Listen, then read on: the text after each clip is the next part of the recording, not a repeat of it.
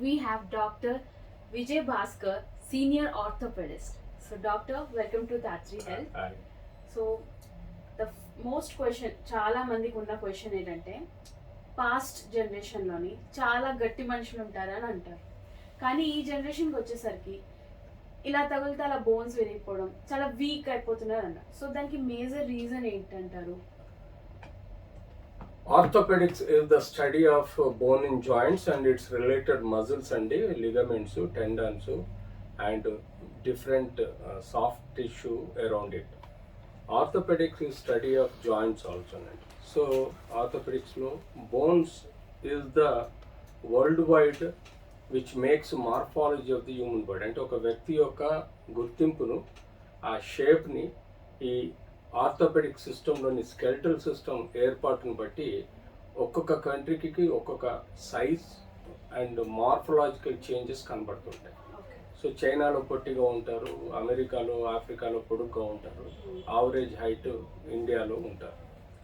So ఈ హైట్లో పాటు విడ్త్ డిజైనింగ్ కూడా అకార్డింగ్ టు ద రేసెస్ని బట్టి ఉంటుంది. అంటే ఒక్కొక్క కంట్రీలో ఎవరు ఎలా వాళ్ళ జీన్స్ నుంచి గ్రోత్ వస్తుందో ఆ స్కెల్టల్ సిస్టమ్ డిఫైన్ చేస్తుంది. సో స్కెల్టల్ సిస్టమ్ అంటే మీకు స్పెసిఫిక్గా చూడండి, దిస్ ఈస్ ద బోన్. ఈ బోన్ అన్నది పైన ఒక లేయర్ ఉంటుంది, లోపల ఒక లేయర్ ఉంటుంది. పైన ఒక లేయర్, లోపల ఒక లేయర్ ఉంటుంది. ఈ బోన్ కార్టెక్స్ అంటామండి. ఇది పై లేయర్, ఇది ఇన్నర్ లేయర్. లోపల గూడు కట్టుకున్న ఒక జాలి లాంటి ట్రొబాక్యులర్ ప్యాటర్న్ అంటాం మేము. దాన్ని మనము గుజ్జు అనొచ్చు, మూల అనొచ్చు, లేకపోతే మ్యారో అనొచ్చు, బోన్ మ్యారో అనొచ్చు. సో రౌండ్ కార్టెక్స్ ఉండి మధ్యలో మీకు లేస్డ్ ఉంటుంది.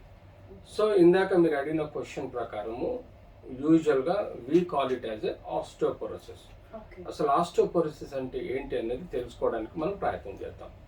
ఆస్టియోపోరోసిస్లో ముఖ్యంగా ఈ యొక్క కార్టెక్స్ కానీ లేకపోతే ఈ యొక్క బోన్ లోపలి మ్యారో కానీ తగ్గినప్పుడు, అంటే దాని యొక్క సాంద్రత తగ్గినప్పుడు దాన్ని మనం ఆస్టియోపోరోసిస్ అంటే మనం తెలుగు భాషలో మెత్తబడ్డం అంటాం.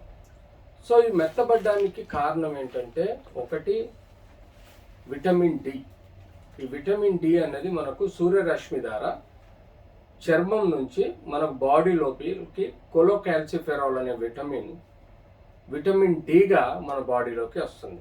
అంతేకాకుండా మనకు కాల్షియం తీసుకునే ఆహారం ద్వారా వచ్చే కాల్షియం అబ్జార్ప్షన్ కూడా విటమిన్ డి హెల్ప్ చేస్తుంది. సో మనం ఎంత సూర్యరశ్మికి ఎక్స్పోజ్ అవుతాం అన్నది ఒకటి. రెండోది ఎంత సఫిషియంట్ మనం న్యూట్రిషియస్ ఫుడ్ తీసుకుంటాం, అంటే అది కాల్షియం లాంటి, అంటే మిల్క్ కానీ, గ్రీన్ వెజిటబుల్స్ కానీ, గ్రీన్ సలాడ్స్ కానీ, లేకపోతే కాల్షియం సంబంధించిన నాన్ వెజ్ ప్రిపరేషన్స్ కానీ, ఇవన్నీ మనకు సమృద్ధిగా తీసుకున్నప్పుడే మనకు బోన్ స్ట్రెంత్ అనేది మెయింటైన్ అవుతుంది.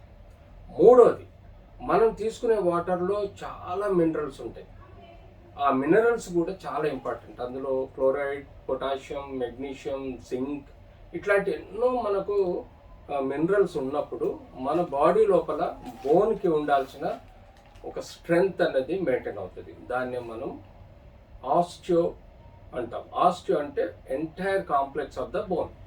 సో ఈ మూడు విటమిన్స్ మనకు, ఈ మూడు vitamins and minerals plus B complex plus protein, fat and మనకు కార్బోహైడ్రేట్ సఫిషియంట్ మోతాదులో మనం తీసుకున్నప్పుడే మన బాడీలోని most strongest part of the body ఏదంటే అది స్కెలిటన్. ఆ స్కెలిటన్ని మనం స్ట్రెంగ్తన్ చేసుకోవాల్సిన అవసరం ఉంటుంది.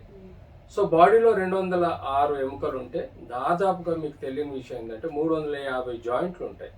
ఇవి తల నుంచి మొదలెడితే మనకు బొటన వేలు వరకు జాయింట్స్ ఉంటాయి. సో ఇవి ఆల్మోస్ట్ 350 అడల్ట్ బాడీలో ఉంటాయి.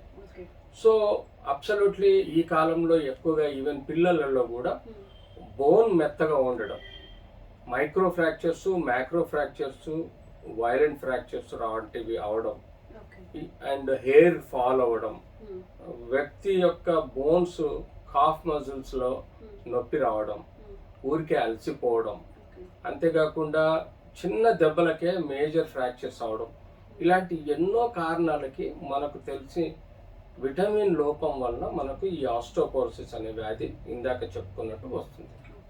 సో ముఖ్యంగా మనం ఎవ్రీ ఇయర్ సిమ్టమ్స్ ఉన్నా లేకున్నా కనీసం మనము బోన్ డెన్సిటోమెట్రీ అని చెప్పేసి, అది మనం లెగ్ కానీ స్పైన్ కానీ ఒక స్కానర్లో పెడితే మన బోన్ యొక్క క్వాలిటీని, డెన్సిటీని అది రికగ్నైజ్ చేస్తుంది.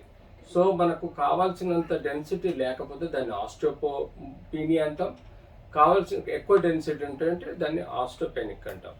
సో ఆస్టోపీనియా అంటే లో. సో ఇలా మనం చేసుకుంటూ ఆ తర్వాత మనం రక్త పరీక్షలో విటమిన్ డి కనీసం 30 కన్నా ఎబో ఉండాలి, కాల్షియం కనీసం 9 కన్నా ఎక్కువగా ఉండాలి, మినరల్స్ వాటికి సంబంధించిన మ్యాక్సిమం మినిమం కాకుండా ఒక నార్మల్ లెవెల్స్లో మెయింటైన్ చేయాల్సిన అవసరం ఉంటుంది.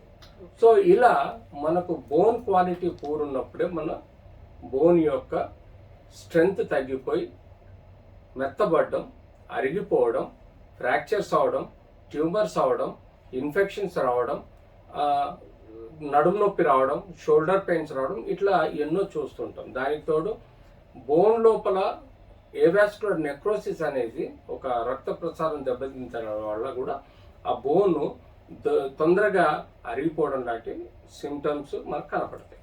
సో ఏదేమైనా ఇలాంటి డిజీజ్ని మనం ఐడెంటిఫై చేయాలి అంటే బేసిక్ ఇందాక చెప్పుకున్నట్టుగా రక్త పరీక్షలు, బోన్ డెన్సిటోమెట్రీతో పాటు సిమ్టమాటిక్ ఏరియా అంటే షోల్డర్ కానీ, నడుము కానీ, మోకాళ్ళు కానీ, ఇప్లో కానీ ఎక్కడైనా మనకు నొప్పి అనిపిస్తే ఆ ఏరియాను మనం ఎక్స్రే తీసుకుంటే బోన్ యొక్క అనాటమీ అంటే బోన్స్ ఇంటర్నల్ స్ట్రక్చర్, కార్టెక్స్ ఎలా ఉంది, దాని లోపల ట్రొబాక్యులర్ ప్యాటర్న్ అంటాం, గుజ్జు ఆర్ మ్యారోని ఎలా ఉంది, ఎన్ని లేసెస్లో ఉంది, టైట్ లేసెస్లో ఉందా, లూజ్ లేసెస్లో ఉందా, టైట్ లేసెస్లో ఉంటే బోన్ స్ట్రెంత్ ఎక్కువ ఉన్నట్టు, లూజ్ లేసెస్లో ఉంటే బోన్ స్ట్రెంత్ తగ్గినట్టుగా మనం ఎక్స్రే, ఎంఆర్ఐ, సిటీ స్కాన్ ద్వారా చెప్పుకోవడం జరుగుతుంది.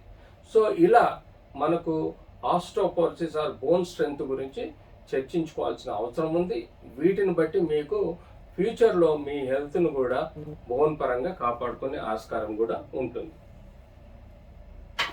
అయిపోయింది. కట్ అది ఎండింగ్ ఇయర్ ఒక్క నిమిషం Ending మార్చి ఎండింగ్ అది మీ సూట్ టచ్ అయింది మనకు. అదే టచ్ వెళ్ళిపోయింది. చెప్పండి. రెడీ ఎండింగ్ ఈ వీడియోకి ఎండింగ్ కదా అది. అదే. So thank you doctor for such an informative message.